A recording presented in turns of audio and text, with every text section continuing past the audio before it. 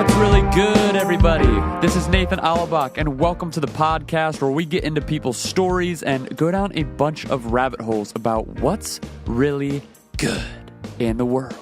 For today's episode, I had the chance to talk with Amy Brown. You may know Amy as the genius behind the Wendy social media account that went viral everywhere from CNN to BuzzFeed in early 2017 for quote-unquote roasting someone so hard that they deleted their Twitter.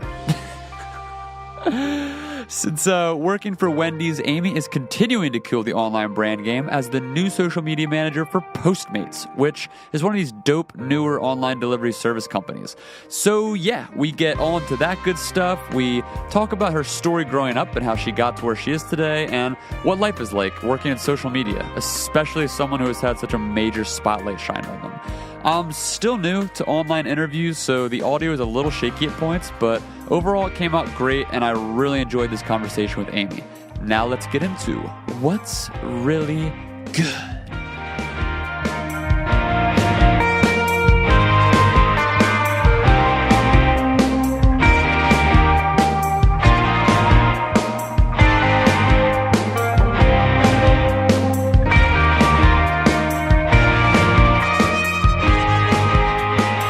We're live. Amy Brown, how's it going? Hey, what's up? I'm good. So thank you so much for coming on the podcast. For those who don't know, can you just give a little brief overview of who you are and what you do, and maybe get into a little bit of your 15 minutes of fame? Oh my God, yeah. Immediately when you started recording, I got so nervous. I feel like I have to burp. Even though it's just me and you. That's what happens. So, hey, my name's Amy.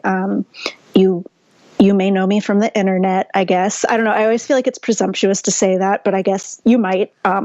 Specifically, you might know me because for 4.5 years, I ran social media at Wendy's. I don't work there anymore. I left a little over a year ago. I do social media at Postmates now, and I've been there for a couple of months. But yeah, I was at Wendy's, most notably when I believe they said it was that I roasted a guy so hard he deactivated his Twitter account, and then Anderson Cooper read the tweets on the news, and it was like a slow news day, so it was like top of the news cycle for a full 24 hours, which was super weird. So and like I'm mentioned by name in the Know Your Meme article for Wendy's, as is my old boss. So I guess we will always have that. And yeah, and there was like a profile piece, and then people figured out who I was, and like now if you Google Amy Brown Wendy's, you'll get things like Amy Brown Wendy's single, Amy Brown Wendy's salary. Yeah, so it's so I became like a minor internet celebrity for not even 15 minutes, maybe like 5. I think it was a good 15 minutes. I hope so, because if it's 15 minutes, that means it's all I get, and I don't have to do it again, which is pretty cool. For the rest of your life. It's over. It's over. Okay, yeah. Then I'm also hoping it was the full 15, because I don't want to do it again. You paid your dues. You made the full 15. So, yeah, that's pretty much my story. I guess that's the Cliff's Notes who you're talking to. That's all we need. We just need the Cliff Notes. So yeah. So in the process of working on the team over there, like how weird was it kind of having that limelight shined on you, and like how big was the team? Like, was it the type of thing where was it a bunch of social media coordinators and there was a manager that kind of like coordinated the whole team, or what was the setup like, and was it super weird like when this all went down?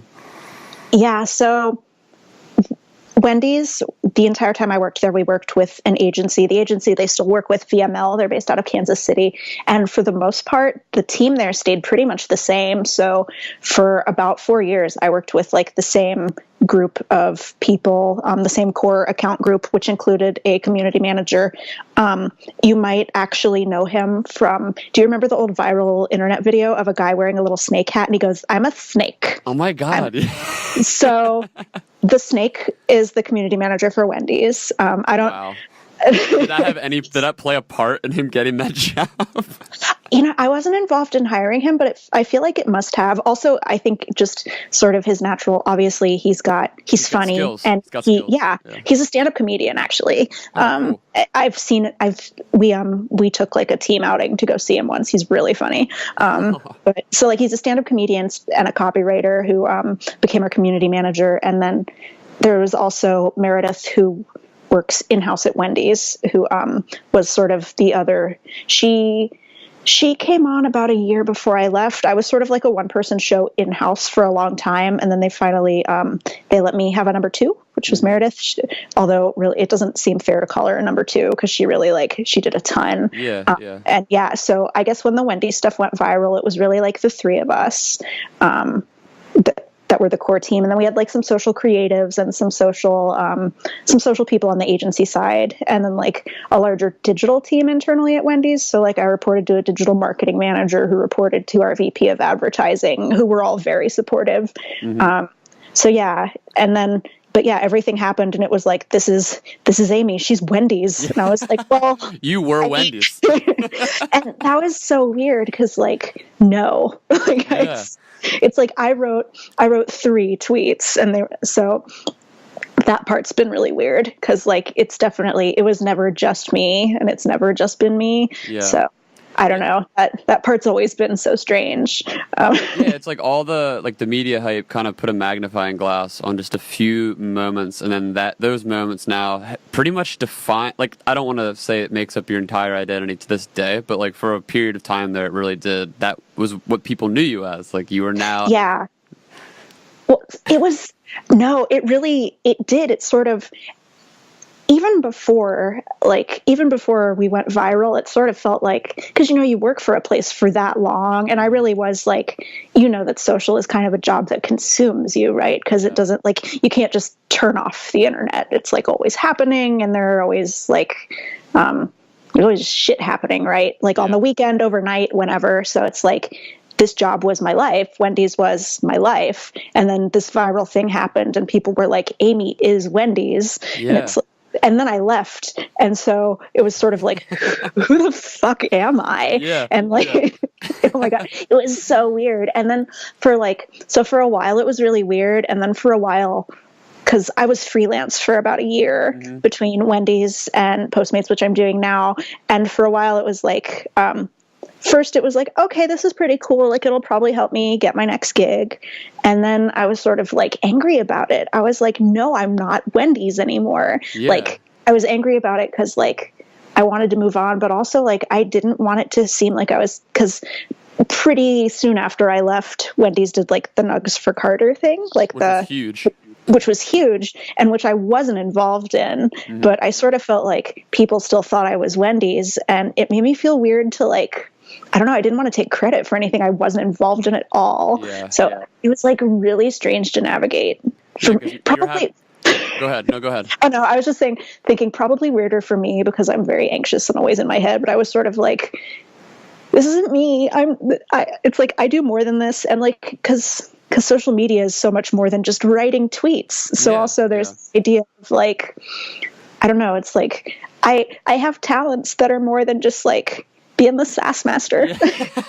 Please. Well, when you're in the position that you're in, and I'm in, and that a lot of the people we know are in, it sort of forces you though to overanalyze those situations and just be hyper introspective in this sense, because you are constantly putting yourself out there. So I mean, I think it's weird for people to understand, because you're like, the way you're saying it, like you don't want to be known as Wendy's, but then like you just said, you're spending it's time all around the clock as this brand. So it's all around the clock, and you're put in many of these instances where you're interacting with fans, complaints, etc. Like this is even if it's maybe not direct, like maybe these people don't know who you are personally, but it feels very personally directed at you. The work is so personal. Like the Wendy's Twitter account for the longest time felt like my baby. And it was like, it's very hard to let go of that, I think. Now that I've been gone for a while, I can see it. It's like, oh, it's like that's a thing I did, and I don't do it anymore. And it was like a cool thing I got to do. I don't know. It's easier as you like distance yourself from it, I guess. Yeah, because it's so up close and personal. It's not like Yeah. like I mean, you can compare it to any sort of craft, which is so again, kind of going backwards. It's very odd, I think, for people on the outside looking in to even consider what this job is as a craft, quote unquote. Oh, I know. Or an art, because it's like comparatively when you compare what social media management is, or I mean community management, to design or copywriting or these other sort of traditional fields of advertising and marketing, it seems very like one of the constant to this day in 2018, one of the constant online comments that a lot of people tend to make is like can you believe someone has this job? Yeah, well, that and a lot of people tend to think that it's just interns, right? Oh, yeah. So there's this sort of weird stigma, and it's not even just people on the outside. Like even in agencies and in industries, there's sort of not that it's a not important job, but it's sort of looked at as you're just the cleaning crew, like you're just the customer service, basically. Like it's not. I think what Wendy's did and what you did and what this whole viral, whatever you want to call it, I can't even call it a campaign, just this whole viral like moment that happened with you, I think it really started to kind of get the wheel. Like I was talking to Patrick Wells about this when we got together the other week. We were talking about how prior to what you guys had done with this account, there wasn't really, I don't think there was very many important discussions within agencies and within companies going on about social media management, with community management. You know what I mean? Like it really did change, I think, people's perception of just what your job is. Yeah, because I think for a lot of people, there's sort of two places you can take. So, I mean, there's a lot of places you can take social, but there's sort of two main paths, right? You can sort of take it the direction of social media advertising, which is a lot of what the job is, and you can go sort of community building. And I think community building is difficult because a lot of companies have a hard time. They have a hard time quantifying that. They have a hard time measuring that. Yeah. And I think they sort of have the trouble seeing the long-term value. Whereas if you're doing paid ads, if you're doing the marketing, it's really easy to sell upwards to marketing people. Like, this is why we're doing advertising. Yeah, you get the direct impression and engagement numbers, so you can put those in front of people and say, you put X amount of dollars in this campaign and it reached this many people and this many people clicked on it. Like versus what you're saying, the actual kind of building blocks of getting people to engage and all that. There are so many people who believe in advertising. They do. And there are like so many fewer people. And I think it's because there are so many fewer people who have maybe experienced a real online community. So there are so many, like I think about the real old school online communities, like before Facebook, before Twitter, just like when I used to, like, I used to be on Diaryland. Like, I don't even know if you know what that is. Like, it's like, it's like a predecessor to LiveJournal, but it's still around. Okay. Oh, wow. Like, but stuff like that, just these niche online, when the internet used to actually be a second place, right? When instead of the internet just being an extension of the real world, when it's like you would go online to find like-minded people instead of going online to find people you already know. Yeah. So yeah, I think too, like when that tying that back to the sort of advertising, marketing people who don't necessarily relate to community building, I think that kind of ties into what you've done with the Wendy's account, particularly through community building on Twitter. Because I feel like when you look at across platforms, I mean, this is talked about a lot in agency circles, where you have your Facebook and your Instagram ads, and that's sort of like the standard. I mean, obviously, certain companies, depending on your demographics, you'll branch into like different, like Snapchat or other platforms. But those are sort of like the staples right now, where you put your ad dollars into those social media accounts or companies. But then Twitter for years was sort of underlooked, and it was seen because it wasn't profitable, and it was sort of seen as this like weird, like no one really could quantify, like you're saying, quantify like the impression engagement rate and the value. Well, because what's the value of a conversation, right? How do you measure that? So I think what we're seeing is you can sort of put, like, what is the value of being able to have a conversation with a human being as your company, which is something you can't do in any other medium. Like, it's insanely valuable. Yeah, like you can't do it on Facebook or Instagram. It's at least in the same capacity. You're changing people's opinions one person at a time, which sounds like that's going to take forever. But I mean, for Wendy's, it took 4 years. So and that's just not that long. No, it's not at all. And I've talked about this a lot with a few different people in the industry, how I think one of the key, it's not like I'm giving a keynote presentation. One of the key takeaways here is in summary, like to conclude this message about social media marketing. One of the things about Twitter then with these sort of conversations and how you create relationships with the consumers, the followers, the friends, whatever you want to call them, is this repeat memory that you get to implant in people where it's super, for whatever reason, I think for everybody it's a little different. Like maybe if they hate the brand, it's funny or cool for them if a brand responds and gets mad, like they're trying to troll the brand. Or maybe they love the brand and they really want the brand to notice them. Or maybe they just were looking for attention and the brand gave them attention. And no matter what it is, there's something very strange about a brand interacting with a person, and it does something where it excites on some level. I don't know what it is. Maybe I don't know if it's like neurological. I don't know what it's affecting, but I think it's just, if you grow, especially with a lot of legacy brands, like if you grow up and you're a fan of Nike, or if you grow up and you're a fan of Wendy's or whatever the brand is, and then all of a sudden that brand is interacting with you, there's something cool about it. And it does something to your memory where you might be able to put a traditional ad, like a Facebook ad or an Instagram ad, in front of a person and get them to engage or see it a bunch of times. But what it's going to do to their memory when you actually have a real person interact with them is it does tenfold to that. It could actually create something where they want to show their family or friends or talk about it like years from now because it was so weird. Oh yeah, absolutely. And I think something that's really interesting to me is that sort of stems from like good customer service, right? Like it sort of all boils down to like, it's good customer service, good customer experience. Like I remember DSW, the shoe store, like they sent me the wrong shoes when I was in college, and I said something about it, and they sent me like a $20 gift certificate, and I still remember it because I was broken in college, and I was like, oh my God, $20 to spend on shoes. And so stuff like that. It sticks in your brain.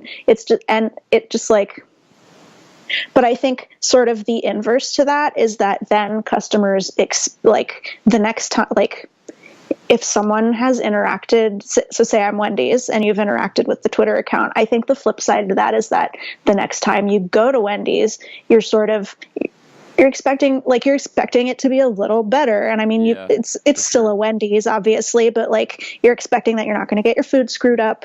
You're expecting that like if you call customer service, like you're going to get a real human on the phone, stuff like that. So I think part of what was going on at Wendy's and part of what you have to sort of, I don't know.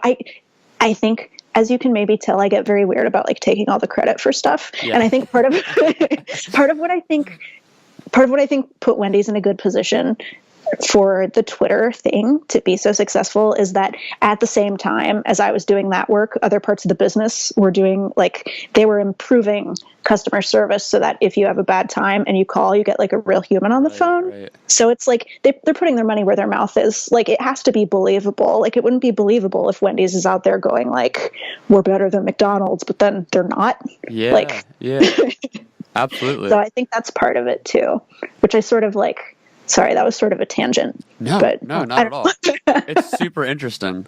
Yeah, like just this whole world. I mean, for like the people on the outside looking into what you do and how this relate, it's so new. All of it's so new, and I feel like there aren't. I mean, we've talked a little bit about this back and forth online, or at least hinted at it, where there's a lot of people there's a lot of people out there making money off of this whole social media, quote unquote, social media influencer term, where it's a title that people create, and almost anyone can do it. Pretty much anyone can do it. And it's people who spend a lot of time researching people like you, or researching trends and researching kind of what's going on, what are the new algorithms, etc. And they put together articles, and they act like they know the ins and outs of what's changing in social media. And that's sort of, for most companies, I think that's sort of the general place that they look to. Like if they're looking to make changes in like this department, in their creative department, they are going to be looking to the most popular influencers, authors, strategists, etc. Oh my god, you know how I feel about the authors. I totally know how you feel, because it's because you work. I mean, and I do too. Like we work on the floor, on the ground level. With, oh my god, with and the they're social just media management, and it's so like, detached. Yeah, it's like, I don't know. I don't feel like it's very fair to armchair quarterback other people's work like, unless you're a retired quarterback. Yeah. Right? Like if anyone should be doing this, it's you. Like you could call yourself a social media influencer. I mean, you obviously wouldn't want to, but I wouldn't, because I don't want to publicly criticize anyone else's work. I mean, everyone does occasionally. Like, I made fun of the new Diet Coke cans because I thought they were silly. But, like, for the most part, I try not to criticize anyone else's work, especially not on social media, because, the person, if you tweet at the company about how bad their tweet is, the person who's going to see it is the person who wrote the tweet. And that's, like... Yeah, that's you. That's so rude. I don't know. I try to... I don't know. There's value, but I don't know. I think there's a difference between like constructive criticism and just dragging people. And I feel like I see a lot of I feel like people who work in social media are sort of the worst offenders of just like seeing something and being like, this is pure trash. Yeah. Yeah. Well, we love shock. I mean, I think if you were to give a seminar or some kind of teaching lesson to an agency or a company about how do you want to cultivate a social media presence, like one of the key things you would say is like how you have to figure out whatever your brand is, you have to figure out how to invoke some type of emotion with them. So I think we all just naturally live in this space on social media where whether we're trying to be funny or we're trying to, like, a lot of companies use like fear tactics. Like there's a lot of that. There's a lot of like really just like cool, like in your face, out of this world stuff. There's a lot of weird stuff out there. Like everybody sort of has their market cornered and like how they want, what kind of emotion they want to invoke. And I think we're so used to, like, people on social media are just so used to living in this space where everybody is competing for attention. Everybody is competing for emotional reactions. So we're kind of like, I don't know, like that's sort of the that's the reason, I guess, that we're used to seeing, it's either the best thing or the worst thing. Like this tweet was either horrible or great. 40 of the best tweets you've ever seen and one flaming hot pile of garbage. Yeah. Like that's the whole internet. Yeah. Exactly. But there's 20 times Chrissy Teigen was like literally the most hilarious person on earth, and then like why Twitter is a dumpster fire and we're all gonna die. Yeah, like that. They have to be the extremes. They have to be. And but I think it really is. There's just a strange disconnect there, and I think the gap is sort of it's shrinking a little bit as more people like you sort of take the not the limelight, but take the center stage, and you're open, like you're on Twitter a lot, you're very vulnerable, and just like your day to day, like you're very quirky, you're very funny. There's a lot of people that are yeah, no problem. A lot of people like in your sort of shoes now, and my shoes, like in this sphere, that are just kind of putting themselves out there and trying to cultivate more, like, so people who do follow these corporate accounts have more of a sense, like, oh, the people behind them are just people. And then you can kind of, from there, paint a broader picture and see this is sort of I don't want to say like there's not like specific traits, like everybody brings something different to the table, but you can kind of just see the humanity behind it versus what a lot of these strategists and influencers, like they are just sort of crunching the numbers and they're trying to like dictate trends and oh my God, you know what I mean? Like it's so frustrating when you end up in a position interacting with someone who only speaks data. Yeah. Yeah. It can be so difficult because so much of this job is like it's like it's emotional, right? Like you make a lot of decisions based on sort of how people are going to react to things, and you like sometimes there's no data for that. Sometimes it's just like I know this is going to be funny because I know the internet, or like I know this is going to piss people off because I've interacted with a human before, right? Yeah, exactly. That's a perfect example. Like if like there's sort of these, like an influencer may say, like follow these steps to like create better customer interactions, like whatever, on Instagram. And whereas with you or I, like we have feet on the ground, like we can see like just how much variance there are in what people say and how the right and what right response is. Like there was this guy, our agency is working on this startup company right now called Sola. And there was this guy who commented on one of the Instagram ads, and his name was Michael Scott, I think, in the name. And then like when you actually clicked through to his profile, like in his About Me or whatever, it said like I work like Dunder Mifflin. Like he obviously was owning the joke of his name. But this guy was being a total douche on this post, and he just was complaining, saying like if I ran this company, blah blah, like I would do all this stuff. And I looked at it, and like my coworker who's primarily running this account was kind of like consulting me, like, hey, like how do you want to respond to this?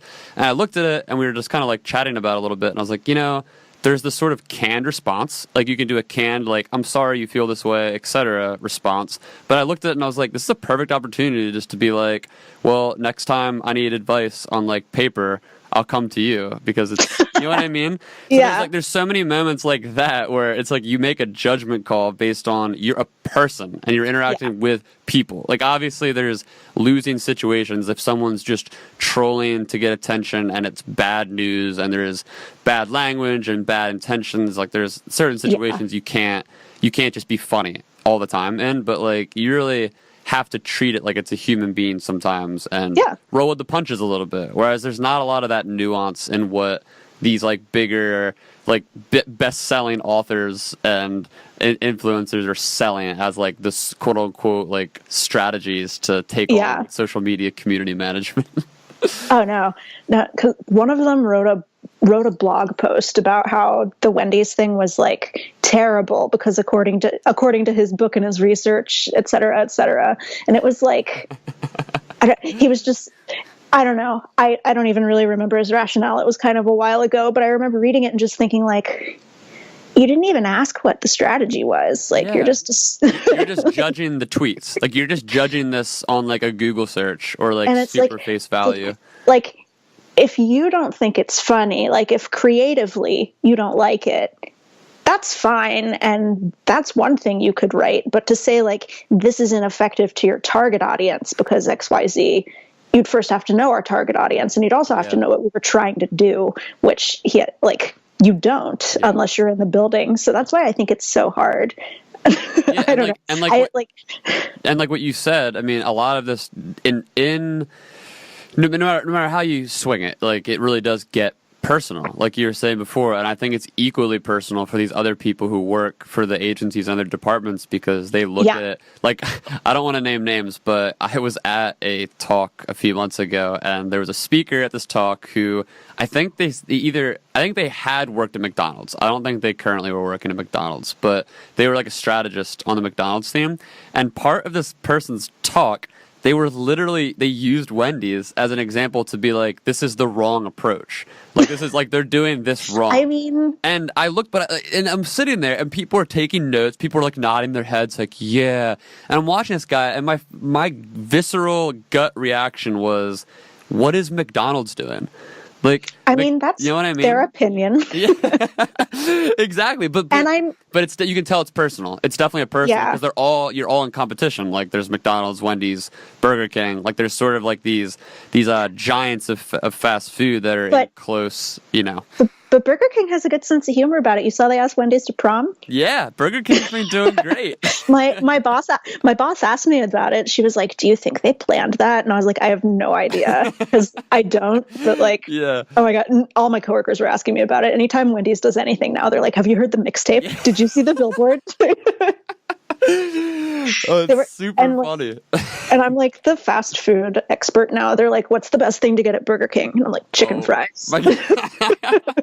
That's where your future is now. Your future is in fast food consultant. Fast food consultant. They're just like, you're the expert, so we're asking. You can start charging like $1,000 an hour on Skype for people just to call in. Just like, what do you recommend when I visit this town's Burger King? They're always like, have you seen? And I'm always like, yeah, of course I've seen. I stalk them. You live on Twitter. So like, I kind of want to like just go back a little bit. Like when we do this podcast, like I'll have given like a brief introduction prior to everything to kind of give a little bit of a backstory, just so people know where we're at with all this. But just to go back a little bit, like to paint a picture for people. So you did this, like the whole thing with Wendy's blew up, and then you left shortly after. So like, what was that time frame like? And then what did you do afterward? Yeah. So the Wendy's thing blew up January 3rd, which I know because it was like literally right after New Year's. Was that 2017? Yeah. Okay. So yeah, I wrote the tweet on January 2nd because it was like the day after New Year's. I was just at home hanging out. January 3rd, it's on Anderson Cooper. And then I want to say in March, I left my job in March. So pretty soon after that. So my leaving had like sort of already been in the works. I just sort of, and I've been pretty open about this. I kind of just like worked myself to burnout. Like I just really, I did not have like a healthy work-life balance. I did not used to live a very healthy lifestyle. I've made some significant lifestyle changes. But no, I just, so in the fall before I wrote the tweet, I actually took a month of medical leave and did like some very intensive therapy and just like worked on me. And then came back to work, and I was like, one of the things I learned in therapy, I was like, I don't know if I can have a full-time job right now. Yeah. Which was like kind of a scary thing to realize. I was like, oh my God, like, what am I going to... Well, and too, for people, like just to kind of jump in really quick to add some context for anyone listening who, again, hasn't gotten the picture already, which hopefully they have, but like with what you're doing, like you're working weekends, you're working late nights, early mornings, like it's not a consistent... It's not like you're waking up. It's not like a 9 to 5 where you're just in a routine and everything's good. It's not a 9 to 5. I traveled a lot. Because our agency was based in Kansas City. I was based in Ohio. So I used to visit them a lot. Working a lot, but also I have, I don't know, I've always been a very like productive and high functioning person, but a productive and high functioning person with mental illness. I've had depression since I was 11. So it was sort of like this balance of like, I don't know, I never really stopped to like check in and see if something was wrong. I just kept going and going. And like, even when I wasn't working, I was traveling. I just like kept on the move. And then like when I stopped, I was like, oh shit, I feel awful. Everything is like, I drank too much. I just like, I felt like crap about myself. I was dating like really garbage dudes who made me feel even worse. Just, it was it's natural. I mean, just to speak to that, I mean, I've dealt with that on some level in the past, and you do, like, if you're anything like me, I mean, my gut reaction to being in that mental frame of mind is to just keep going. Like, you want to keep moving and keep numbing. Like, you don't really, because when you do have those moments of silence, when the TV's off or you're not on your phone and you're all alone and you have to contemplate, you realize how just discombobulated everything is. Yeah. And then you're like, oh crap, no, I'm just going to keep working. Just keep working. Yeah.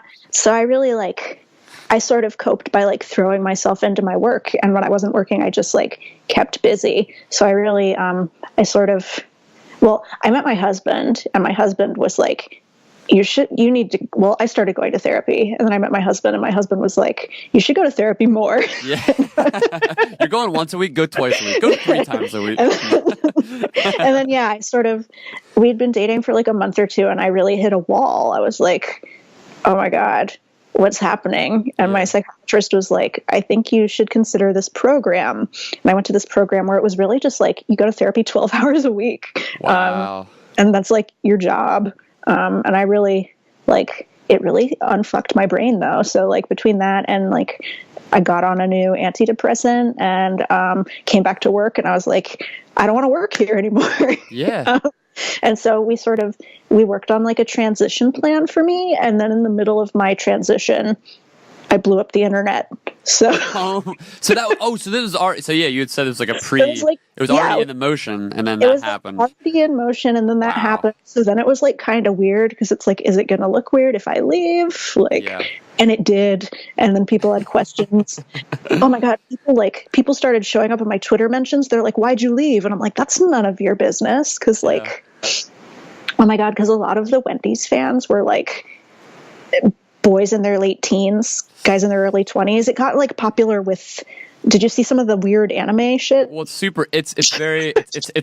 how you say extremely online. It's a very internet culture that has awoken with what Wendy's did. So you got a lot of those teenage boys. Yeah. And then they saw that it was like, I'm a woman and I'm not like, I don't know, I'm like a 7. So they were. Amy, you're an 11. Thank you. No, but they showed up in my DMs. They're like, hey, why'd you leave? You're hot. And I'm like, oh my God. So, no, but anyway, so I did all that. I left Wendy's. What I did immediately after leaving Wendy's is I went to the desert. I went on vacation. Which desert? I went to Death Valley and I went to Joshua Tree, just like. Awesome. But yeah, I went on a vacation, like, cause in this job, there's no real vacation. Like I took vacations, but you're still on it and checking it. You're still on. Like even when there was even one where I went to Israel and I was like, I'm going to be out of the country, like off the grid. And then someone at our agency, and I don't know if they're ever going to listen to this, but I hope they know that I'm not mad. Like someone managed to reset our Instagram password, and I had to it was attached to my email, so I had to check my email from a moving bus in the Middle East. So it's wow. This job never sleeps. But that was the closest I've ever come. Was that I was like, no. You almost got away. I almost got away, but it's like I think it's Lyft right now. It's one of those companies has in their Twitter bio that they are active on social media like 4 a.m. to 2 a.m. or something. It's like they've got people literally around the clock. There's only 2 hours in the day that they're not on Twitter from 2 a.m. to 4 a.m. Oh my God. Yeah, that's ridiculous. That's what this job does, I guess. Yeah. No. I've had to turn off push notifications for a lot of the clients because it's just your phone is just blowing up all day. Like I'd rather periodically be checking it and just be like, okay, than it just me to open my phone and every time there are just 1,000 notifications. I do not have push notifications on for any social platform. That's too much. Yeah. Especially when you're working at the level you're working, now you're do you want to get into a little bit so when did you did freelance then? So you so Wendy's and then I took a month or two just completely off, didn't do anything. I hung out at home, tended to my cactus garden, which clearly doesn't need that much tending because it's cactuses. So I mostly watched Netflix. And then I started freelancing. I got a couple of clients pretty easily because my name was still in the news, which I hate saying because it sounds shitty, but it's true. And also through through a friend of a friend on Twitter. Twitter is for being kind of a shitty place full of Nazis. I've also made a lot of friends on Twitter. So so this woman, Tammy, she used to be the VP of social at AARP, and now she has her own small agency based out of DC. So she brought me on and let me do work for her for a good 6 or 7 months. Wow, that's awesome. Let me come out to DC a couple of times to hang out with her team. Really helped me out when I needed it. So, and in that time, were you doing a lot? Was it consulting or what exactly was it? Yeah. So I did some social strategy, audits. So I did some audits where I just I went through, analyzed performance in a set time period and took a look at sort of voice, community strategy, posting strategy, and made made my recommendations based on data and also just like my opinions and what I know. I did some actual content creation, some brand voice work. I got brought on as my very first client. I actually got brought on to be like the freelance social media person, but I got fired. Oh no. They didn't respect you. Well, so God, this one's such a funny story. So they were a startup. I actually got introduced to them by a venture capitalist who showed up in my LinkedIn DMs, and he was like, "Hey, I'm a rich guy." Classic. Basically, he's like, "Hey, I'm a rich guy," and I Googled him, and he was indeed a rich guy. And he's like, "Hey, I'm an investor in a bunch of companies you've heard of," and he listed them, and they were companies I'd heard of. And he's like, He's like, "I have this company that needs a social media person. What are your rates?" And I told him like twice what I thought I should get paid. And he's like, "Cool, that sounds great." I was like, "Okay." Yeah. So he sets me up with this startup, and they're based out of a WeWork in Manhattan. And so I go to do a week on site. And on the third day, so they're like, they have a public facing software that's online, but I learn on the third day that their long-term business plan is to turn this into a software as a solution, enter Southeast Asian markets, collect all the user data from the people using the product, and then enter it public facing as a competing product to the software as a solution and put all of the small businesses out of business. What? And so This is I'm the sort kind of stuff you hear in horror movies. it's me and like the other 6 people at this company, and I raise my hand and I'm like, do you have any ethical problems with putting lots of small businesses out of business? Yeah. And then I flew home. I was out for like a day or two because I got married, and then they were like, "You're fired." You're better off for that one. And they say social media managers have no morals. And then the venture capitalist who put me in touch with the startup got busted for being a creep. Wow. So the story went exactly the direction everybody thought it was going to go in. That is absurd. So that's probably the weirdest story from my entire time. Oh yeah, I have it has led to it did lead to the best text I ever got from my mom, though, which is while I was in New York, I had talked to my mom about this venture capitalist on the phone, and I had said, well, I looked at his Facebook, and there were pictures of him with like he was with like his second wife, I think, and she's just like, she's younger than him and sort of scantily clad, and they're on a yacht. Yeah. And then and then there's and when we had Skyped, he had like sniffled a lot, and I had said like, I'm not sure if he's on cocaine or not. Say coke. Yeah. So my mom, when I was in New York, my mom texted me and she said, "Don't do coke on the yacht." So what a great mom text. That is perfect. Oh my word. I kind of want to just quick jump back a little bit to something I thought was important that you said when you were doing some of this freelance work. Like, you kind of jumped into all this, like when you were saying how you got into auditing and you were doing just like voice work and management. I think it's super fascinating to sort of extrapolate from that, because I get in this conversation a lot internally with our agency, how you do...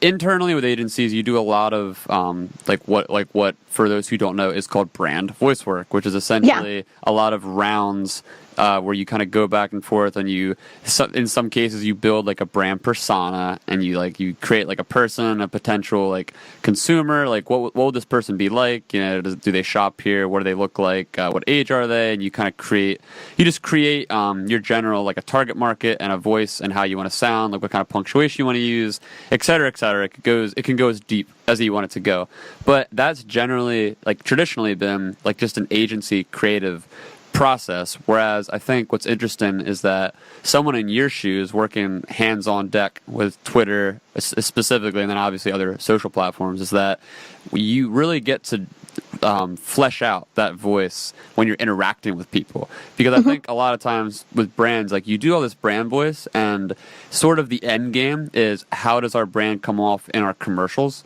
and in our paid advertising. But you can only really get so far. Like, how far can you get a voice? You know what I mean? Like, unless you're like super, super, super unique, and in some cases you can kind of fall into a very unique, like a Dos Equis. Like, you can fall into a super, very niche genre of voice. But I think with what you do, it's super interesting how just working in social, you like on a day to day, you get to really like develop that voice and like what it sounds like and who you want it to be. Like, and I think in a lot of cases, you know, again, from talking to Patrick, who, for those who don't know, is the guy who was running the MoonPie Twitter account for a long time, you know, and I think similarly with you at some level, because you do take it so personally, the content you're coming up with, it's creative ideas that they're coming from your ether. So you're coming up with the jokes, the ideas, the snark, whatever it is, and that is partially you. So do you want to get into that at all? Like just sort of like the development of brand voice and like how that has worked for you through social media at all?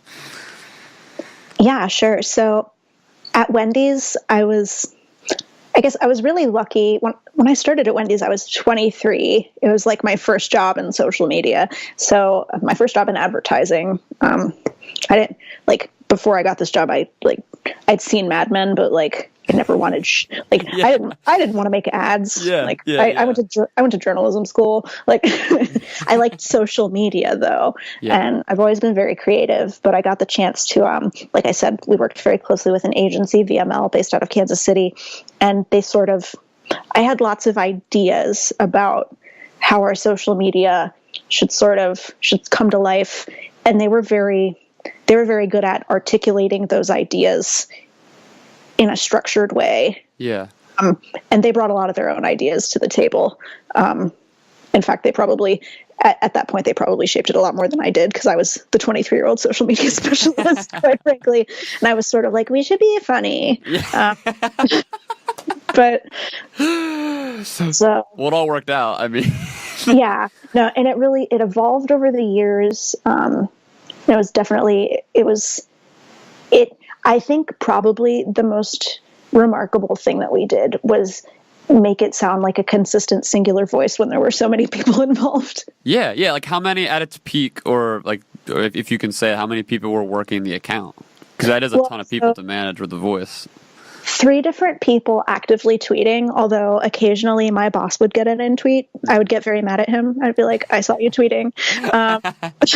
And you can sort of tell that it's them. You're like, I know your voice. It's a little bit different. You start to learn someone's writing style, or capitalization, things like that. But then we had our agency creative team was pretty big. So I would say at any given point, there's probably at least 10 different people contributing to the account. So I think it's really a testament specifically to that agency that they're able to, but also on the client side, because on the client side, they're ensuring consistency, because all those tweets go through.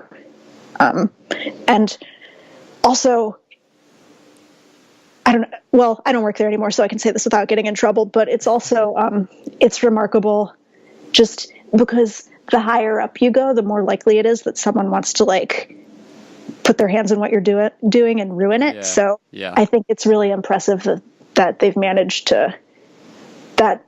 Well, I mean, first of all, we managed to get it off the ground while nobody was paying attention. And then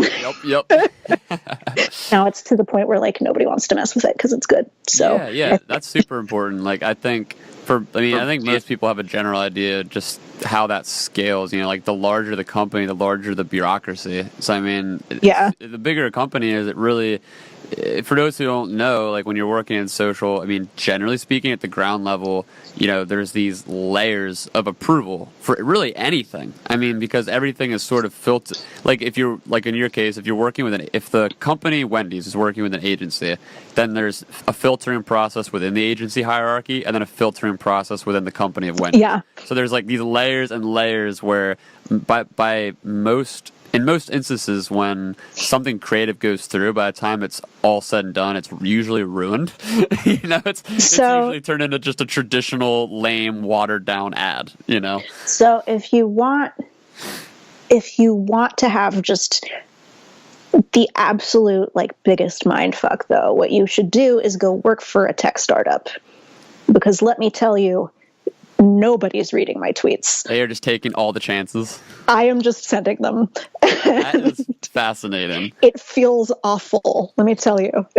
and you're referencing Postmates right now? Yes. So see, No, we can get into that a little bit, because again, just to give some backstory. So kind of coming off of the freelancing, and then you got picked up by Postmates. Let's start there, so people have some context to work around. Yeah. So I guess at the late last year, so my husband and I met at Wendy's, which is, I guess, that is a Wendy's meet cute. So we worked in different departments. Our coworkers introduced us. It's all very cute. And congratulations. Thank you.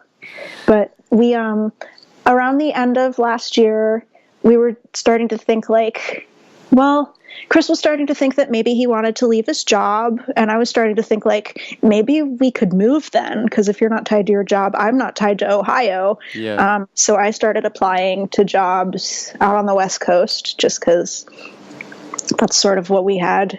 We were set on the West Coast or maybe Denver. We just really were if we're moving, let's go big.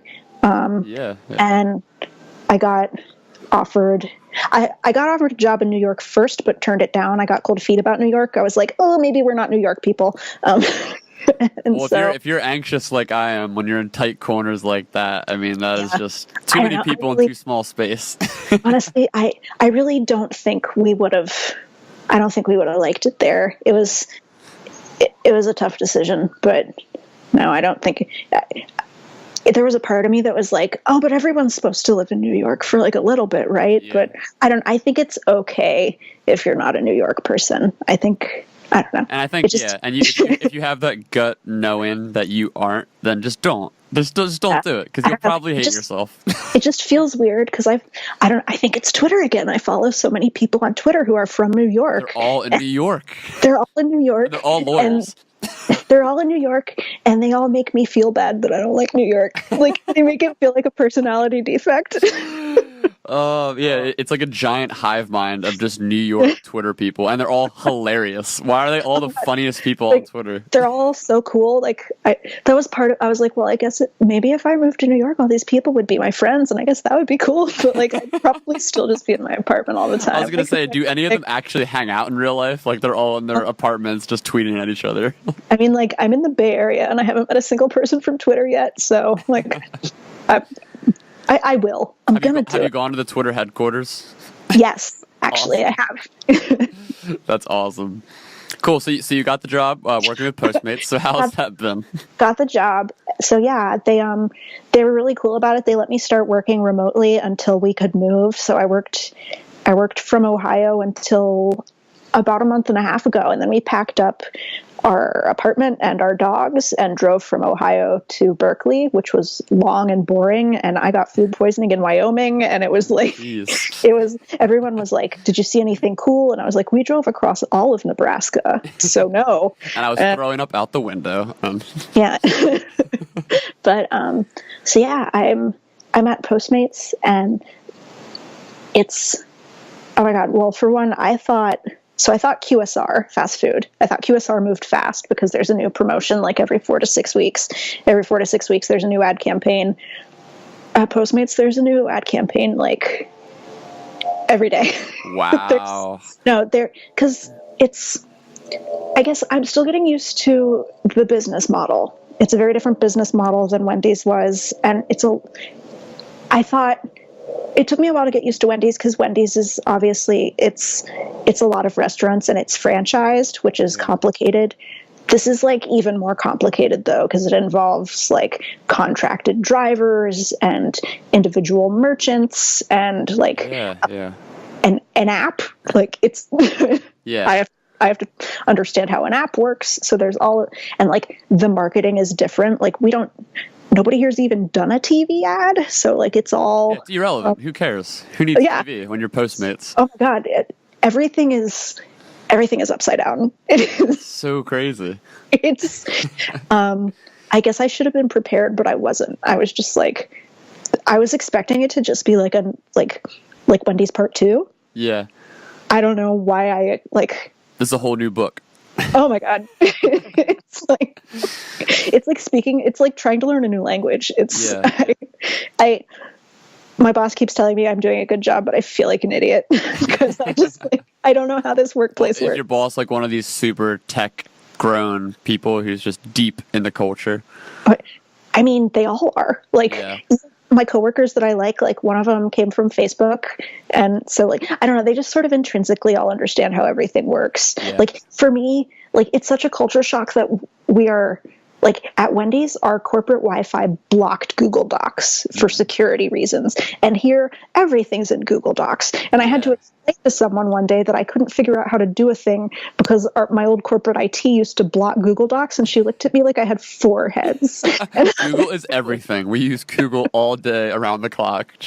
I just like, I feel like a foreign exchange student. Like, what am I doing here? You've got to watch some more Silicon Valley. Just, immerse yourself. But like, no, I'm adjusting. It's a lot of fun. And like, they're giving me a lot of creative leeway. Your tweets are hilarious. Like your social media work is amazing. As soon as I looked at Postmates Twitter for the first time, my immediate thought was, they have a genius running this. It was before I even knew it was you. And then you announced or whatever that's like, hey, I'm the new Postmates. And it's like, of course. Like that's just, that makes sense. That should make me feel good, but no, it makes me feel even more anxious that someone's paying attention. No, I work in here. This is what we do. We're all sort of connected here. It's not someone, it's me. You're like the who's, I guess people say Michael Jordan. You're the Michael Jordan of Twitter. Oh my God. Right? Like who was before you? Was there somebody before you who made the impact that you've made? I think the Taco Bell Twitter account.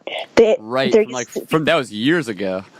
But that's like when I first started at Wendy's, that's what I used to be like, I want all of those BuzzFeed articles that are only Taco Bell tweets that now in retrospect were probably pretty clearly Taco Bell paid ads. Yep. I was like, I want that to be me. Yeah. Well, because you do it clickbait. Yeah. I don't know. Oh, no, sorry, go ahead. No, it's like, sometimes I really didn't think it could be, though. I don't know. Because I feel like, do you ever meet people who learn what you do and they just act like it's the dumbest thing in the world? Pretty much every normal person. Every normal person I talk to about social media marketing, their initial reaction is basically either an eye roll or anybody could do your job. I don't know. I feel like I sort of surrounded myself for a really long time with people who kind of felt like I was doing a stupid thing. I dated my college boyfriend for a while, and he got a master's degree in toxicology, which like clearly a much more noble pursuit than making tweets for Wendy's or Postmates. Like I am not arguing that, but like I don't know. I feel like people can have a more socially important job than you without making you feel like shit about it, you know? Oh my gosh, yeah. Well, it's all this weird. I mean, this exists across all platforms. It's like everybody in any career field, like excuse my poor words. And in any career field, there's always people comparing and contrasting the amount of money you're making, and then just what you're doing and how it's affecting. It's like, are you doing a moral good for the world? Like, and it's weird how people only attribute it to certain careers, because you do notice. I mean, I notice this from my own end, how there's sort of that, like, looking down the nose at people who do social media, like, oh, you're not doing anything to benefit society. But then you think, well, what are the jobs benefiting society? I mean, like, are you benefiting society? You know what I mean? Like, there's people working at car dealerships that you're not saying this to them. Like, there's so many different, like, every single field has its own meaning, or whatever you want to call it. And I mean, maybe, I don't know. It particularly gets to me because, like, I would really love to be working for a nonprofit. Those jobs are just, like, I don't know. How do people know that that's not the end game for me? Yeah, like, exactly. They don't. It's so many like, I don't know. I just feel like, or like, people don't know how much money I give to charity, or like what I do on the weekend, or like, I don't know. It just well that, I mean, sorry to interrupt you, but like that sort of falls in line with this whole just online social media culture, where we are all constantly trying to put out there the person that we want people to think we are. And so many people take that as a sort of license to, hey, like, look at the charities I'm donating to, look at the place I'm working at, look at the difference I'm making. And they do whether you're going to call it virtue signaling or what, like, people are constantly trying to put on a persona that betters their status in society. Whereas I think it's always been the case, way before social media even existed, where, the people that I look up to the most, at least, and especially people I know, like, in my own family and my own community, they're the people who give without saying anything. You know what I mean? Like they're the people who, like, they aren't trying to make a big fuss about what they do, and they're not trying to go on some platform and, like, exude their trophies and their achievements. Like, they are just good, rock solid people. And there's a way, I think, to be a rock solid, just good. What I know, it's arbitrary to say good, but you know what I mean. Like a well-adjusted citizen who knows how to who knows how to just be decent in the world. Like, there's a way to be that person and also balance a social media persona. You know what I mean? Like, and I think people just get lost in the sauce, where it's just no. Oh God, this is going to sound ridiculous, but it reminds me of a quote I once saw on Pinterest. So ridiculous. Now, maybe it's not a quote I once saw on Pinterest. It just sounds like one that I would see on Pinterest, but it's something to the effect of that you want to create a life that feels good on the inside rather than one that looks good on the outside, which is, like, what I feel like people on the internet are, I don't know. And even now that I say it, I feel ridiculous saying it, but it seems applicable, right? Like, it feels like people are doing the most to, like, have a life that looks good on Instagram, but it's like, well, I don't know. It's a cheap feel good. It's how you project.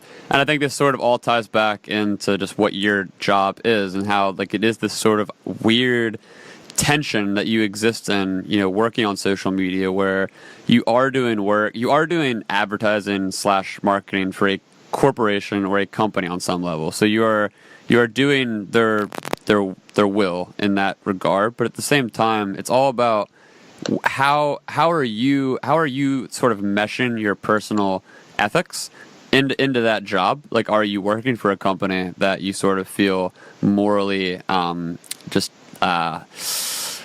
divided on, I guess, or are you doing things to sort of counteract, like, this advertising part of yourself, or, like, even just internally, like, within the job. I think a lot of people would argue that Wendy's particularly, like, and I try to do this myself too, like, where the work you're putting online, yes, it's you representing a company, but at the same time, you have opportunities to make someone's day a little bit better. You have opportunities to create relationships with people. A lot of the people that you met, like, you said this, like, you sort of interacted with and met through the Wendy's Twitter. Now they know your personal Twitter, and, like, you've made friends that way. Like, I'm one of them. I feel like it's weird how I didn't even know who you were, and then I realized who you were, and I reached out, and you were just, from the get-go, you were super cool, super nice, and it's like that whole relationship literally started through a consumer-based, like weird, like, we are both in the muck of advertising, but we're still people. It's about how you balance it, I think, in some regard,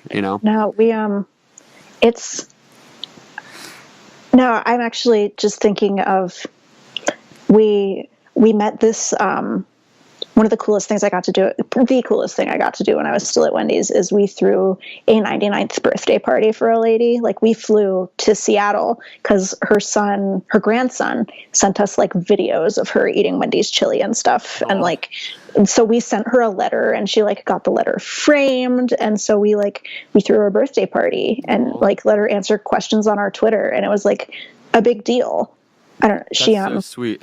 Yeah, she died this week, so that's why I was thinking about it. She was 101, but we all stayed in touch. It was like a really, I don't know, she's like, I'm legitimately never gonna, her name's Eileen, I'm never gonna forget her. Like, I was really touched by her, and so I don't, like, those are the kind of connections I made in this job, which I know probably doesn't make sense to a lot of people. It's like, it doesn't really make that much sense to me. Like, like, imagine explaining to your family, or even like, I had to explain to my boss that we needed like a couple $1,000s to go throw a birthday party in a Wendy's in Seattle because a 99-year-old woman wanted to answer questions on our Twitter account. And he was like, okay. And I was like, that's the most 2017 thing ever. But like, I don't know. It's just, I don't know. People, I don't know how much longer social media is even gonna like be a thing, but I feel lucky that this got to be my job while it was. Yeah, so. It's hard. It really is hard to observe it in the state that it's in right now, and to sort of watch especially in now we're in 2018, where it's sort of it feels like we're peaking with like meme culture and just online, like it feels like things are coming to a head, whenever I talk to somebody, you know what I mean? Like, it just feels like something's about to happen, like a big change is going to it feels that way.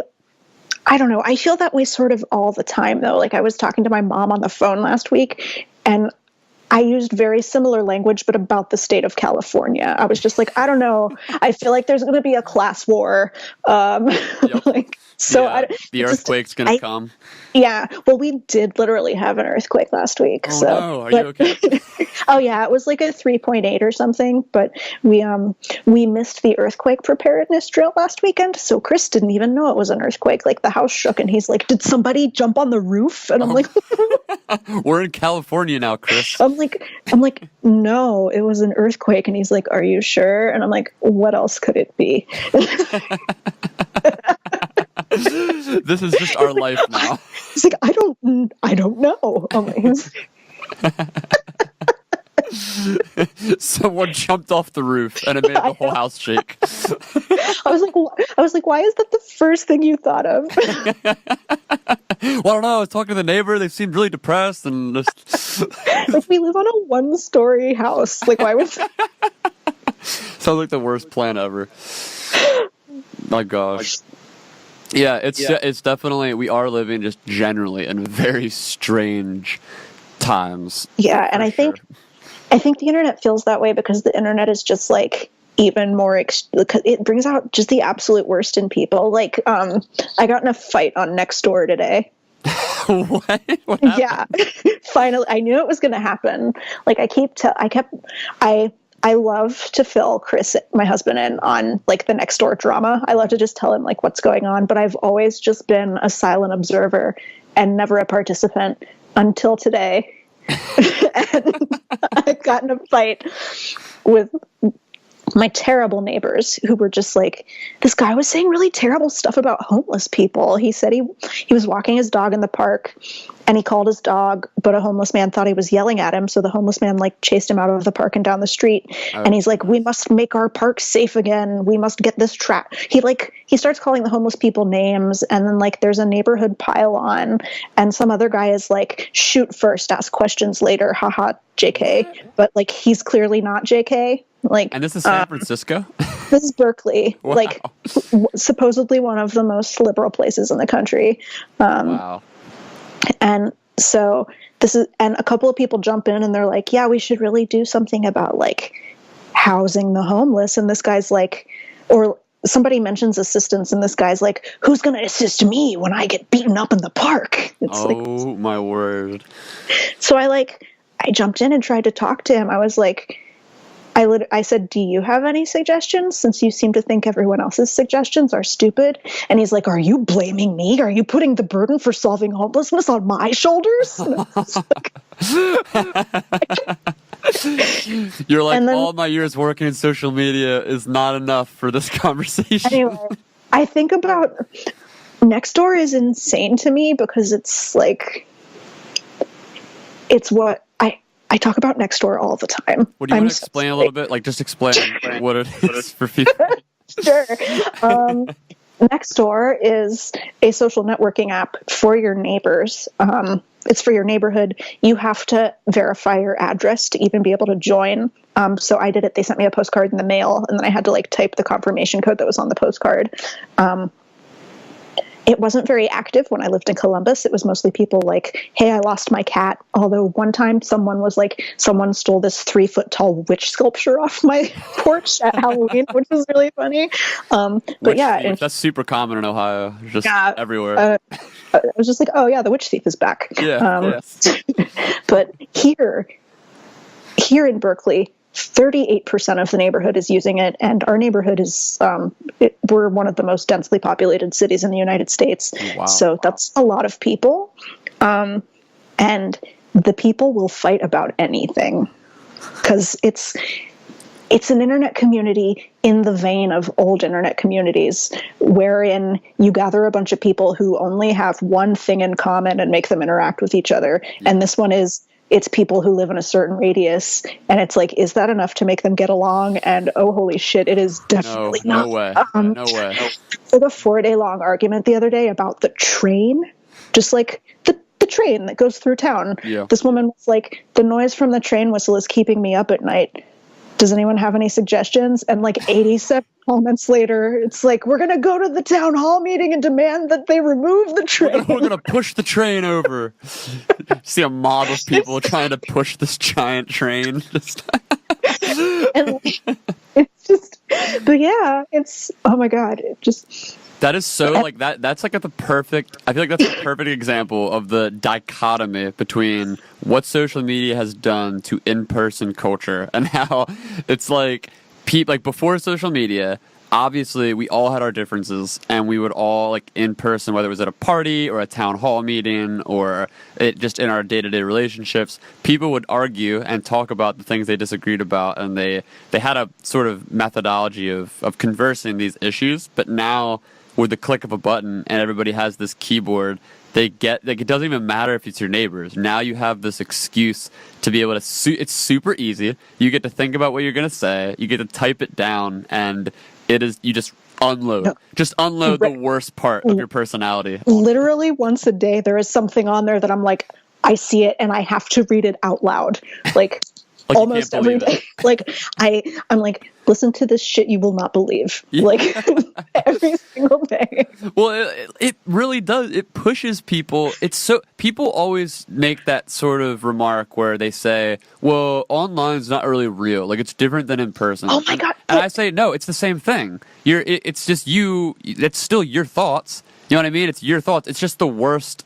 It's like the worst corners of your thoughts. You know? Yeah. There's no walls up now. That's like saying drunk you isn't really you. Yeah, exactly. It's still you.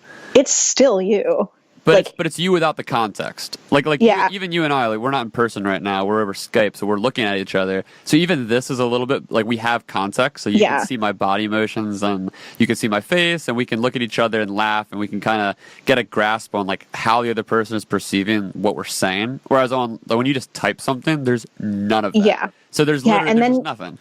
And then you think about I wanted to call them eggs, but they're not eggs anymore. But people who are completely just anonymous. The blank avatar. You remove the name. They're going by literal people who think they're completely anonymous, so they can say whatever they want. I saw someone today who they slid into the Postmates mentions to call a former Bachelor contestant a lazy bitch, and I was just like, "What is this person's day?" because she had like mentioned us in a tweet, and this person just like, they're using this troll account to like harass former Bachelor contestants and call them names. And I'm like, what's your life and why? Imagine being that person and having to explain that to like their relative from like 20, 30 years ago. Be like, this is what I'm doing right now. I am using an anonymous account to troll on a delivery service social media page about The Bachelor. It's like, what? That reminds, do you ever read the relationships subreddit? Oh my gosh. I used to. I feel like it became a toxic cesspool of just the same, like, people just giving, I don't know. I haven't visited in probably 2 years. Oh, yeah. I remember going on it, though. This is going to be the most online thing you've ever heard, which is that I'm in a Facebook group where people post good posts from the relationship subreddit. Wow, like the best of. Someone else goes to Reddit for me, so I don't have to. Yeah, they like... Anyway, I was in my Reddit Facebook group. No, this made me think of this. Someone posted an article. Someone posted a relationships submission where this woman had found out that her husband got fired, and then when she like looked further into it, it was because he had been online harassing his coworker. He made a bunch of accounts and like sent her a bunch of anonymous emails, and she was like, I had no idea my husband was capable of this. Like, did I marry a monster? Yeah. Like, he was like sending death threats and stuff. That is insane. That's the kind of stuff the internet's great for, because you really do sort of you unravel like people's inner machinations of their mind, like the sort of subconscious things that are dwelling. But it's just like, who's a troll? Like, who do I know who's a troll? Yeah. Oh man. Yeah, they're in your life. You know they're there. Like, which friends are doing it right now? Who's in their basement right now, just like trolling random celebrities and corporate accounts on the internet? So you're very, obviously, just by this conversation, you're as you say, extremely online. So you've been online forever. So like, was there something?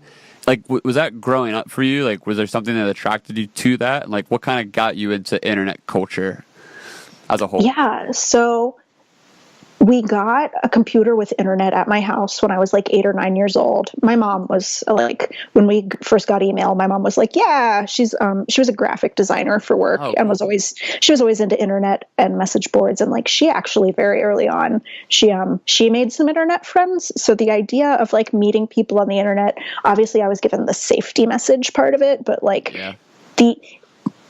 the idea of meeting people online was not super alien to me, I guess, because like she had friends on the internet. So I was like, oh, I can have friends who live in here. That's cool. And then, I guess it was probably what really drove me online was when my mom married my stepdad, when I was in the 4th grade, we moved like half an hour.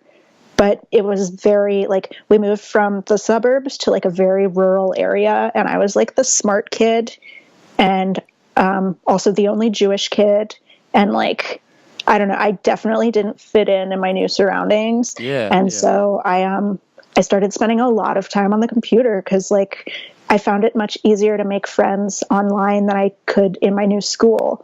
And it actually stayed that way for a long time. Like, for a couple of years, I had more friends online than I did at school. And then when I was, I want to say 14, MySpace became a thing. And then I joined MySpace like first of anyone I knew because I was an early adopter even when I was younger. You were already online. I mean, I was on Friendster before MySpace, even though I wasn't supposed to be because I was 13, but like all I did was subtract and get the birth year. So they're all so super easy to hack. Yeah. I love those alcohol websites where it's like you must be 21 to enter. Like, what do you think you're 21. doing? Yeah. Like, who is this stopping? I know. But so I joined MySpace, and so I sort of I created like this, it was like internet me, and I started like adding people from other towns and like making friends in the area. And then I don't know. I sort of, it was like the predecessor to my Twitter, I guess. I was like, I was like very, very low level local MySpace famous in high school. So you basically got online for like in the purest sense to connect and to like seek out relationships and like I remember my mom got me on this pen pal website. Oh, it's so cool. I started writing emails back and forth to this girl Catherine who lived in Scotland, and like I'm pretty sure she was actually a kid my age who lived in Scotland. Like at one point we did a voice chat with like the actual microphones where you chat back and forth, and like we like she sounded like a kid, but yeah, we wrote back and forth for years. I don't know what happened to her though. Like we just lost touch. And like Diaryland, like I said, the early diary website, like I had actual friends there. So yeah, I really just like I went online I was like, I don't have any friends. And like I said earlier, I was diagnosed with depression when I was 11. So I was like also just very sad and lonely. So I was like writing about being sad and depressed, and like I made friends with other, like there were actually other sad and depressed kids online, and there are some of them I still like. There are people I talk to online who I've known since I was on MySpace. Wow, that is so cool. So you're the perfect archetype for this, because you being a creative type who sort of deals with this wide range of emotions and this wide range of like needing connectivity through the online space in what you do, like you're like working in social media community management.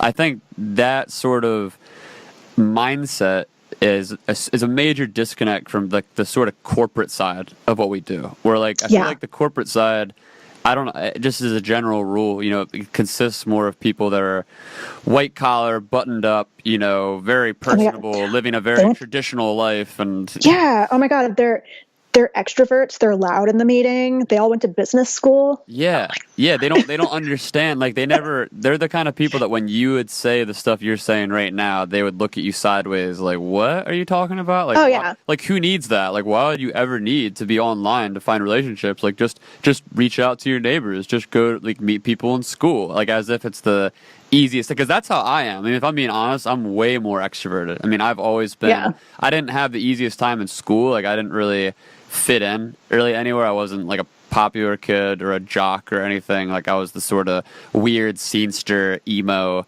whatever, like turned hipster. Me. So we would have been friends probably, but I was still very extroverted. So it wasn't difficult for me to reach out in person to meet people and all that. But I was aware from early on, like, you know, that's just not how a lot of people operate. And I think that is like a major disconnect with a lot of brands trying to figure out just how to act online. Because like as you see, I don't know if you want to get into that at all, but I know because, and I don't. You could also get into this a little bit too. Like I don't know how much your personal Twitter exploded sort of after your whole event with Wendy's, but because you like know being online forever, like you've known a lot of these people you said, and you've obviously always been very funny and personable online. Like you've had a very clear sense of how to be. You know what I mean? Yeah. So but before Wendy's, I had 3,000 followers on Twitter, and now I have 24,000 followers on Twitter. So 3,000 is still many more than the average person. And I did like, was that still a community? Sorry to interrupt you. Was it like was Twitter a community for me? No. Sorry. Was like the 3,000 people were they highly engaging and interactive, or was it kind of just like they were a lot of companies or bots or whatever? Was it like No, it very much, it honestly, my follower base, I would say that it's probably still the same 3,000 people. Oh, it's so cool. And then like the people who I like regularly talk to and interact with, it hasn't really changed that much. And I think part of it is when it started to explode after the Wendy's thing happened, I wasn't like, it kind of freaked me out. I was like, I don't want all these new people. So I think for a while when people tried to like reach out to me, I was a little standoffish. Well, it's weird. It's weird too, because you don't know in a lot of those cases, like which people are reaching out just to get something out of you. Yeah. You know, because now you're a name. Now you have ownership over, you know, what you've done and who you are. And people want a piece of that. And there was some of that. Like there was There was one where I was supposed to meet someone for coffee, and they sort of kept blowing me off, but then they asked me for a recommendation for a job, and I was like, Wow. dude. That's the most transparent thing ever. I was like, so we're not gonna be actual friends then, huh? Yeah. That's and I was really bummed about it, because I was like, oh, a friend. Because like, Yeah. I still don't have a ton of like IRL friends. Yeah. Yeah. But that's mostly because I'm like, work. I'm an introvert, so like work kind of tires me out from a social standpoint, and then I don't do a whole lot else. Like, but it is socializing. Like the work you do, it is in the weird, again, in the not very relatable sense for people on the outside looking in. It is literal. It's social media. You are socializing. There's that, and the fact that now all offices are like the open office plan, so you have to talk to people all day just because you're like sitting in the middle of like just a big open floor with no walls. Yeah. And that's sort of, I don't know, you don't like, I never get to turn it off. Like I sort of have to be on, and like, especially at a startup where our CEO just kind of wanders around. Like, yeah, you got to be in it. I have to be ready for him to just like come sit at my desk, which he does sometimes. Wow. So I just that's crazy. He came and sat at my desk last week, and he was like, "Did you see that I was tweeting last night?" And I was like, "Yeah, you gave me a heart attack." Very cool. That's hilarious. So is there anything, like, since you've been at Postmates and like you were kind of getting into it, it's a really cool, like, newer tech startup, like a newer type of company really in general, is there any, like, from a strategy perspective, is there anything cool that you're doing internally that you can share that's like maybe in some sense, I don't want to say cutting edge, but like something to look outward at other people potentially listening who are like trying to kind of grab on to like what they can grab on to for their own, whether it's brand, company, whatever. Like, is there anything that you can kind of point to and say, like, this is something cool that is working well?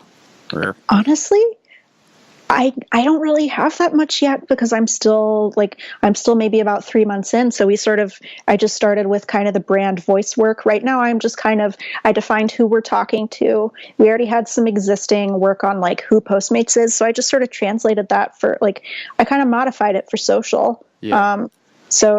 And I'm really just kind of figuring out now, like, what kind of content does work. But I think, I don't know. Right now, the challenge I'm working with is that Postmates is in a very crowded marketplace, right? Like, there's Grubhub, there's Uber Eats, there's Eat24, there's a whole bunch of them. So I guess just that's what I'm working on right now, is just making Postmates look and sound like its own thing. Yeah. And Postmates, I honestly, I'm trying to think, like, as a broader company, like, what does all of it entail with a delivery? Like, what sort of are like what's the full service package look like? So Postmates, you can get anything, anywhere, anytime, which not technically anywhere because we're not everywhere, but it's not strictly food delivery. You can also, you can technically get anything delivered from anywhere. Like, you can find a Postmate and you can send them to anywhere within the delivery radius and have them send them for a custom item. So realistically, Postmates differs from food delivery services in that it's an anything service. And in most markets, you can also get alcohol and cigarettes. And that's huge. That's like a huge differentiator, like insofar as what people are, they kind of look for. That's a big like demand, I'd imagine. Yeah. And I don't know, there's also some cool stuff going on. Like, one of the reasons I joined Postmates is a lot of the community service work we do is really cool. We're partnered with the ACLU on a lot of stuff. I have some person, like, I get 3 work days per year to go volunteer off site, which is pretty dope. That's awesome. I'm trying to think. We just talked about volunteer stuff at work the other day, so I'm like really stoked on it. We all are. We're like, yeah. That's great. It's super helpful, especially in any kind of corporate environment, to be able to like step outside and to really do something that gives you that more visceral feeling of just, this is good. It makes me feel good to hear about like we have a Nashville office, and our Nashville office adopted a stream, and they pulled like a bunch of tires and 14 bags of trash out of it one day. Just like insane. So it's really cool to sort of to see the human impact from these efforts. It's sort of like, I don't know. Even though writing tweets isn't inherently meaningful, it makes me feel better to be working for a place that is doing meaningful stuff, you know? Oh, absolutely. It's not shutting down small businesses. Like, but even like kind of tying into just generally, I think that's huge with, we're technically millennials, and then there's obviously the generations after us that are kind of coming up into the marketplace, and that's a huge value system for us where we look to companies like a Warby Parker, like, you know, where we kind of make a lot of buying decisions based off of, you know, is this company doing good in some regard, you know, and not every regard. Like, I know, like, our generation's also huge into Amazon, which is like the industry destroyer. But I mean, like, there's obviously, like, we are trying to be more conscious of these things, which I think in previous generations and times there was just more of a general wall up, I guess, between like what corporations were, who worked at those corporations, and then you buying from them. It was more just on a basic consumer need, versus now we can actually we can see what the tweets are like, we can see what the CEO said about this political issue, you know, we can see what kind of service work they're doing. Like, these are all very transparent things and aspects of the work that we do. So it's cool to see a company like Postmates like put in the effort out to do like cool stuff like that, because it really does. It's not just like a marketing tactic. Like, that has to be inherent with like the value of the company. Really flock to it. Like, I mean, the ACLU thing sprung from the fact that our founder is an immigrant. So when he heard the president's anti-immigrant rhetoric, he was like really pissed off about it. Like, on a personal level. So. And I mean, not just him, but like so many people at our company, because I mean, Silicon Valley is really diverse. There's a ton of immigrants there, especially in STEM fields. So I think that, you know, it was an issue that really hit home for a lot of people. So and then it just drives action. That's super cool. Cool. Well, we've been going forever. But, is there anything? I don't want to take up the rest of your. I'm watching like the sun go down behind you. You have sunlight 'cause you're in California, and I'm like in this dark basement. It's like 11 o'clock here. But is there anything? Any last notes stuff you want to hit, or like what you got going on now, like where people can find you? Anything you want to throw out there? You can find me on Twitter at ARB. Please only say nice things. That's the lesson of this whole talk. Please only come to tell me that I'm a 7. Oh my gosh, Amy, we've been over this. 11. Please come to tell me I am 14 out of 10, a very good dog. I don't know why I keep leaning into the camera like that. It's a podcast. It's fine. I don't know. I talk with my hands. I'm very theatrical. That's good. It's a creative thing. I guess that's it. Yeah, I'm on. Please, the next, download and try Postmates. Yes. Put that plug out there. If you want. Oh, I don't feel. Nope. That's it. That was an ad. Paid ad. Postmates, thank you for sponsoring this episode of. Also, have a chocolate frosty, because you can never go wrong with a chocolate frosty. And I gotta put a plug in for my girl Wendy's. So, I guess that's it. Thank you for having me. This was fun. That's beautiful. Yeah, thanks so much for doing this. This is a great time. It's so weird and so cool to talk to people that you've met online. The internet is a beautiful, terrible place. It really is. All right, Amy, thanks so much for hanging out in the time, and I will see you back on Twitter or whatever. Internet. Awesome. Have a great night. Bye. See ya.